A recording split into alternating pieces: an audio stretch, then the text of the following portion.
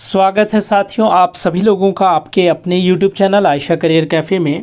दोस्तों, आज हम लोग जिस साहित्यकार या कवि के बारे में हम लोग बात करने वाले हैं, उसके बारे में अगर हम लोग जितना भी बातें करें, जितनी भी प्रशंसा करें, कम ही पड़ेगी। क्योंकि आज अगर हम लोग खोटा को एक विषय के रूप में या भाषा के रूप में अगर पढ़ रहे हैं, तो इसका जो सबसे प्रमुख श्रेय, सबसे बड़ा श्रेय जो है वो इसी साहित्यकार को जाता है। नाम है साहित्यकार का श्रीनिवास पानूरी जी, जिसके बारे में आप सभी लोग अवगत होंगे। खासकर खोटा जो विषय रखे हैं वो सारे विद्यार्थी और खोटा जगत के जितने भी लोग हैं वो इस नाम से जो है सो ज़रूर परिचित होंगे, श्रीनिवास पानूरी जी। कहते हैं ना दोस्तों कि जब कोई चीज़ जो है सो आप स्टार्ट करते हैं नई चीज़ को, और जिसके बारे में लोग उतना ज़्यादा नहीं जानते या जानते हुए भी कोई हिम्मत नहीं कर पाता है, तब लोगों की आलोचना जो है सो बहुत ज़्यादा सुननी पड़ती है।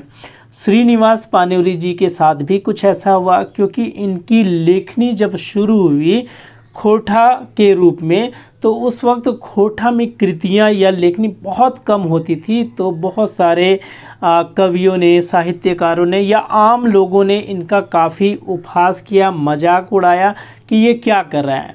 लेकिन जब आप उसमें सफल हो जाते हैं और आपकी कृतियों का या आपकी जो है सो काम का जब लोहा दुनिया मान लेती है, तो फिर जो है सो आपको एक तरह से नई ख्याति भी मिल जाती है और लोगों का जो मुंह है वो बंद हो जाता है, आलोचनाएं बंद हो जाती हैं, आलोचनाएं प्रशंसा में बदल जाती है।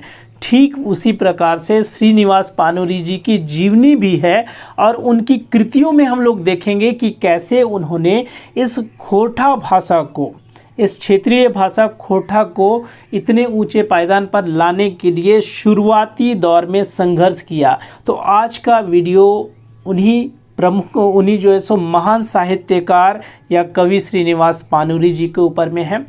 इसके पहले भी मैंने एक वीडियो इसके ऊपर में बनाया है, जिसमें मैंने वाइट बोर्ड पर जो है सो इनके जीवन और कृतियों को समझाने का प्रयास किया है। अगर आप लोगों ने उस वीडियो को नहीं देखा है तो देख सकते हैं, क्योंकि वाइट बोर्ड पर हर चीज़ें जो है सो लिखना संभव नहीं हो पाता है या बहुत अच्छा से क्लियर नहीं दिखता है। तो आज के क्लास में मैं आप लोगों को इनके बारे में एक PDF के थ्रू में सारा चीज़ बताने वाला हूं, और बताने के क्रम में इसके जीवन और इनकी कृतियों के बारे में भी पूरी चर्चा करते हुए जाएंगे। एक नोट्स के समान जो है सो आप लोगों को मैं बताने जा रहा हूं श्रीनिवास पानूरी जी के बारे में। हमारे JSSC CGL के सिलेबस में भी है, तो एक एक चीज़ को बढ़िया से आप ध्यान से आप देखते जाइए।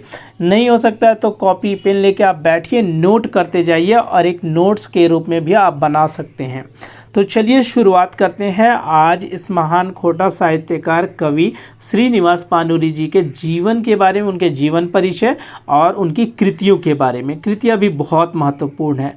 तो चलिए शुरुआत देखिए। यहाँ पर जैसा कि आप स्क्रीन पर देख सकते हैं कि नाम क्या है इनका, श्रीनिवास पानूरी। श्रीनिवास पानूरी जी है, लेकिन मुख्यतः जो है सो जितने भी साहित्यकार या और सब लोग जो था ना, तो इनको मुख्य रूप से इनको क्या बोलते थे पता है? कवि जी कहते थे। कवि जी कह के इनको पुकारते थे। तो कवि जी भी जो है सो इनका एक प्रमुख टाइटल बन गया था। कहाँ जाना है? कवि जी के पास जाना है। तो श्रीनिवास पानूरी जी इनका ओरिजिनल नाम है, और कवि जी से ये काफ़ी फेमस थे। इनके उपनाम देखिए, उपनाम बहुत सारे उपनाम हैं, और उपनाम ऐसे वैसे नहीं है बल्कि एक बड़ी उपाधि के रूप में है। जैसे कि आप देख सकते हैं कि नागार्जुन इन्हें कहा गया, या खोटा के पुरोधा, खोटा के पुरोधा इसे कहे गए। खोटा टैगोर, खोटा टैगोर किसने कहा? डॉक्टर चतुर्भुज साहू जी के द्वारा इनको खोटा का टैगोर कहा गया। वहीं देखिए एक और है, ये प्रश्न भी बहुत इम्पोर्टेंट हो जाता है, जो आता भी है कि खोटा के भीष्म पितामह। अगर हम लोग का क्वेश्चन आ जाए कि खोटा के भीष्म पितामह किसे कहेंगे, तो निस्संदेह हमारा जवाब श्रीनिवास पानूरी होगा। लेकिन किन्होंने इसको जो है सो ये उपाधि थी? विश्वनाथ दसौंधी राज जी ने। आगे देखेंगे खोटा का वाल्मीकि। खोटा का वाल्मीकि इन्हें किसने कहा? तो पंडित रामदयाल पांडे द्वारा।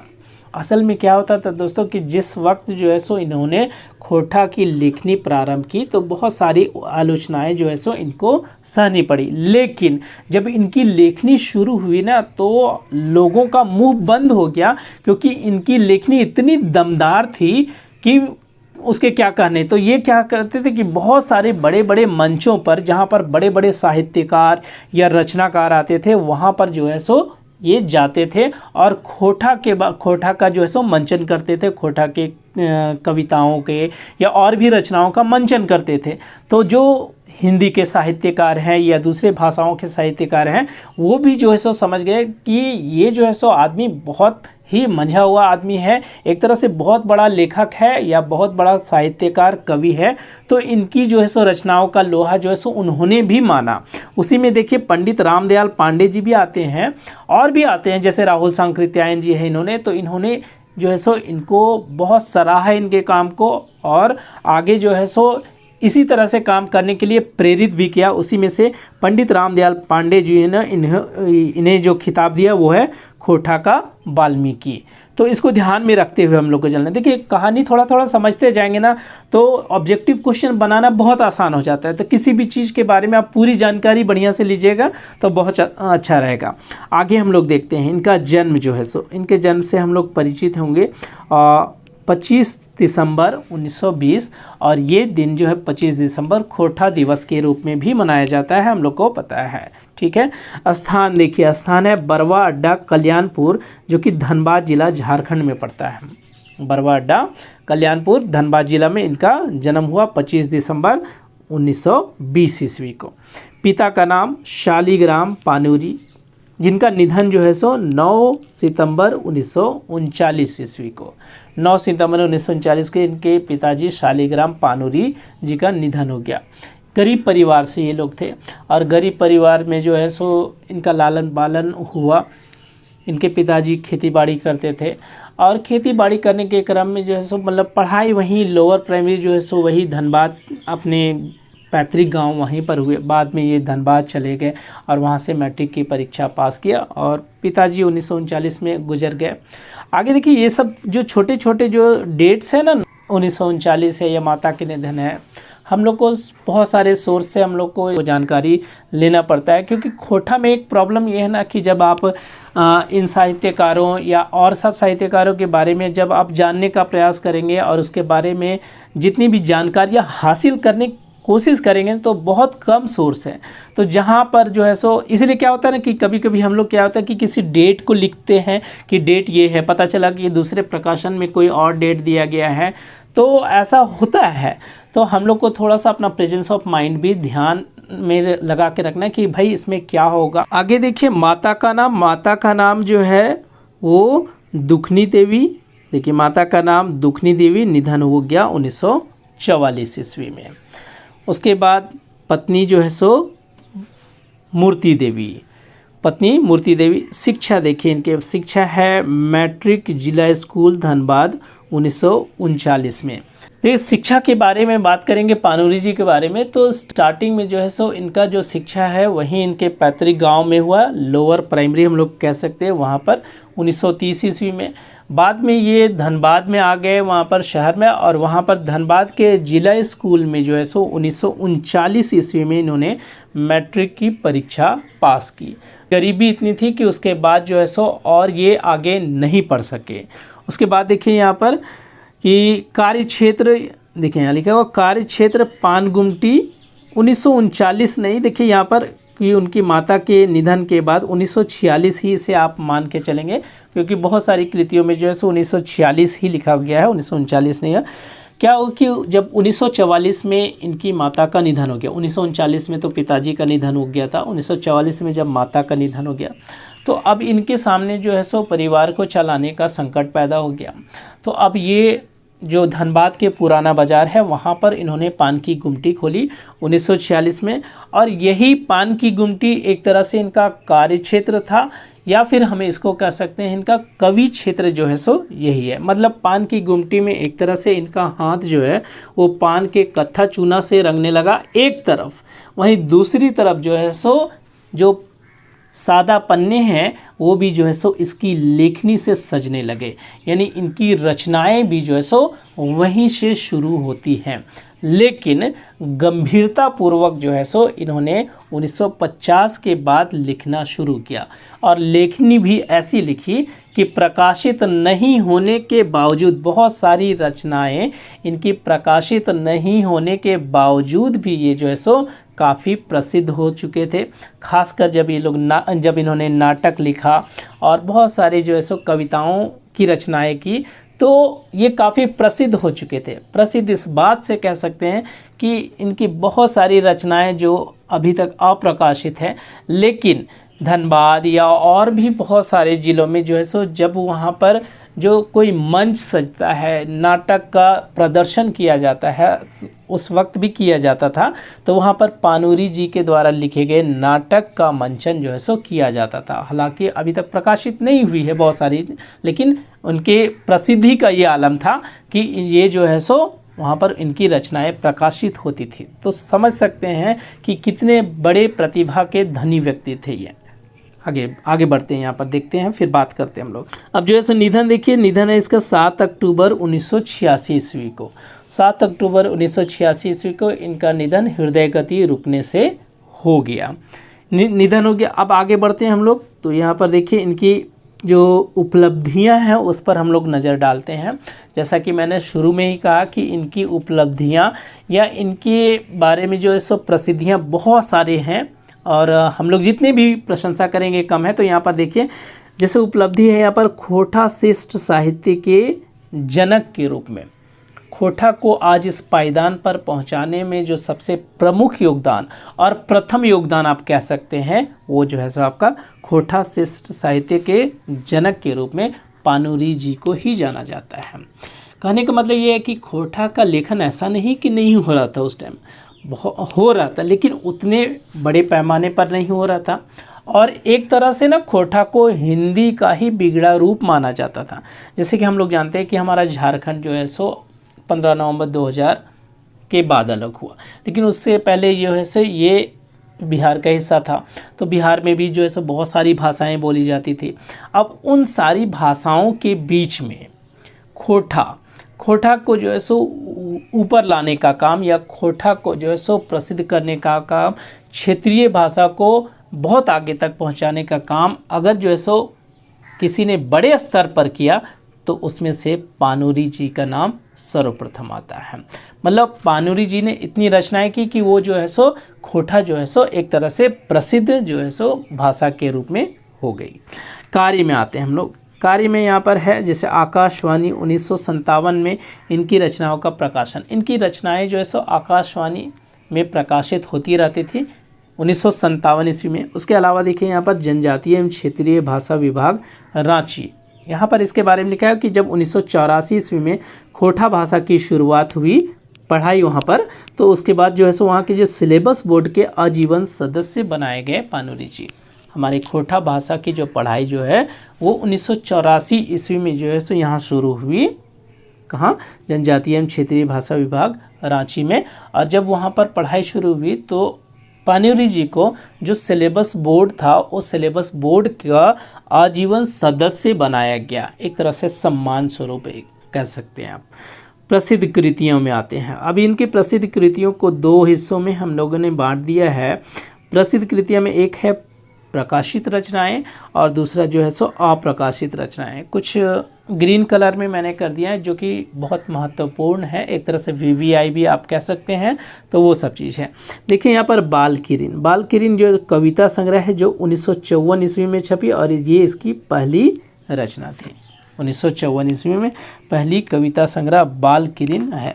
और इस पर जब एक समीक्षा लेखनी जो है सो अखबार में छपी ना, तो उस वक्त राहुल सांकृत्यायन जी ने इनको जो है सो अप्रिशिएट भी किया, मतलब इनकी प्रशंसा भी की।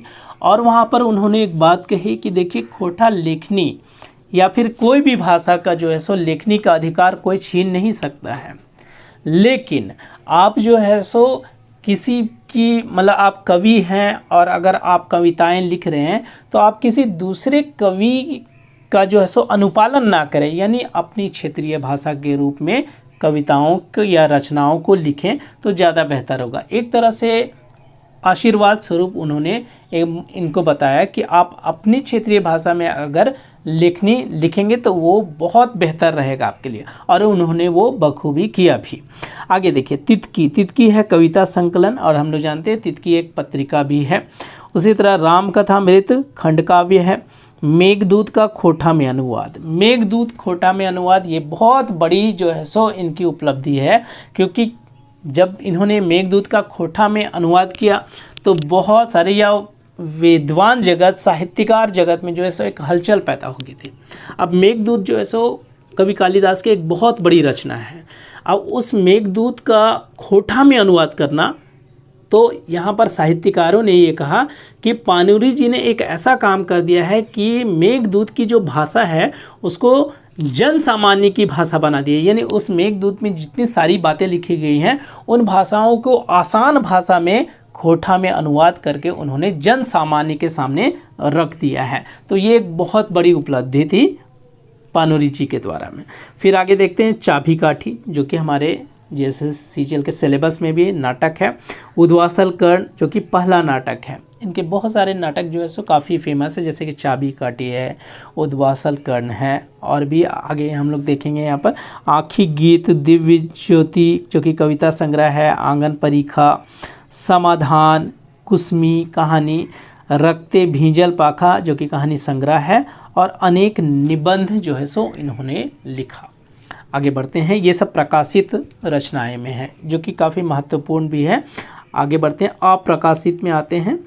अप्रकाशित में देखिए यहाँ पर जैसे समाधान जो कि खंड काव्य है, परिजात काव्य संग्रह, अपराजित काव्य है, मोह भंग, हमर गाँव, भ्रमर गीत, छोटो जी जो कि हास्य व्यंग, हंसी ठेठा हास्य व्यंग है, जा मेरे गीत, फिर मालाक फूल, अजनास भी नाटक है, मोतिक चूर, अग्नि परीक्षा, खंड काव्य, ये खंड काव्य है अग्नि परीक्षा, फिर मधुक देशे कविता संग्रह है, प्रणय गीत, फिर युगे गीत, कम्युनिस्ट मैनिफेस्टो का खोटा काव्यानुवाद, और एक है वामपंथी भावना। वामपंथी भावना जैसे बहुत सारे साहित्यकारों ने इसे एक वामपंथी भावना विचारधारा का व्यक्ति माना, यानी लेफ्ट की विचारधारा का व्यक्ति इनको माना है। इनकी भाषा की रचना भी जो है सो काफ़ी ठेठ और तत्सम शब्दों से भरी होती थी, जो लोगों को काफ़ी पसंद आती थी। पान की गुमटी में जब ये लेखनी करते थे तो बहुत सारे अगल बगल के लोग जो है सो इनको मिलने के लिए आते थे। कवि जी तो फेमस ही थे, बैठते थे, पान भी खाते थे, और इनकी जो कविताएं या रचनाएं जो है सो वहाँ पर सुनते थे। यहाँ तक कि जो झारखंड आंदोलन के प्रमुख नेतागण जैसे कि विनोद बिहारी महतो या A.K. राय जी जो है वो भी जो है सो इनसे काफ़ी परिचित थे, और उधर जब भी इन लोगों का जाना होता था तो पाणिनि जी के गुमटी के पास ज़रूर जाते थे, वहाँ बैठते थे। इस वजह से नहीं कि पान खाना होता था, बल्कि इनकी कृतियों को, रचनाओं को इनको सुनना होता था। तो ये सारी चीज़ें जो है सो बहुत ही फेमस बनाती थी पाणिनि जी को, और एक तरह से काफ़ी धनी प्रतिभा के व्यक्ति थे ये। आगे बढ़ते हैं, अन्य रचनाएं में आते हैं। यहाँ पर अन्य रचनाओं में जो है सो जैसे है यहाँ पर किसान, सबले बीस, खोटा साहित्यिक धरती। खोटा साहित्यिक धरती जो कि निबंध है, इसको ध्यान में देना है। हम लोग को एग्ज़ाम में जो है सो इनकी रचनाओं पर प्रश्न तो आने ही है। ऐसा नहीं होगा कि जब भी कोई एग्ज़ाम होगा पाणिनि जी के ऊपर जो है सो प्रश्न नहीं आए, ऐसा नहीं हो सकता है। और भी साहित्यकारों के ऊपर में आते हैं, लेकिन पाणिनि जी के ऊपर में खास। कभी कभी तो इनके जैसा जो जन्म दिवस है या फिर जन्म का स्थान है, सीधे सीधे जो है सो एग्ज़ाम में पूछ दिया गया है। तो ये काफ़ी फेमस है, इनको ध्यान में रखना, इग्नोर नहीं करना है। पत्रिका में आते हैं, जैसे कि हम लोग देखें पत्रिका मातृभाषा का पत्रिका का संपादन इन्होंने जो है सो 1956-57, देखिए 56-57 दोनों लिख दिए, कहीं 56 मिलेगा कहीं 57 मिलेगा, तो ध्यान देना है आपको। खोटा पत्रिका 1970 में इसका संपादन किया, और तितकी जो है सो उसका संपादन जो है सो इन्होंने किया, जो धनबाद से निकलता था।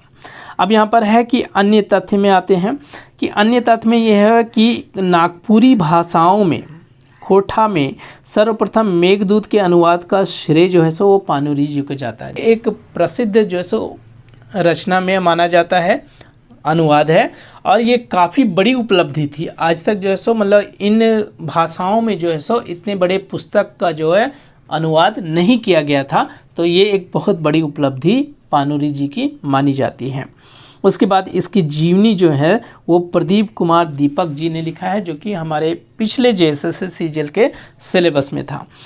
40 हिंदी रचनाएं लिखी, 40 हिंदी रचनाएं और 40 जो है सो खोटा रचनाएं भी इन्होंने की थी। उसमें से बहुत सारी प्रकाशित हुई और बहुत सारी प्रकाशित नहीं हुई। तो ये जो है सो जानकारी आपका श्रीनिवास पाणिनि जी के बारे में था। संक्षिप्त जानकारी है लेकिन बहुत ही महत्वपूर्ण है, और इसमें जो महत्वपूर्ण बातें थी उन सारी महत्वपूर्ण बातों को मैंने यहाँ पर आप लोगों के समक्ष रख दिया, और कहानी के माध्यम से भी आप लोगों को इसके बारे में बता दिया कि धनबाद ज़िले से थे और वहाँ पर जो है सो किस तरह से गरीबी के कारण ये उठे, बहुत ज़्यादा पढ़ नहीं पाए। लेखनी, चूँकि इनकी लेखनी जब स्टार्ट हुई, धनी प्रतिभा के व्यक्ति थे और ठेठ भाषा में लिखते थे, जन सामान्य को बहुत पसंद आता था इनकी रचनाओं को लिखने के।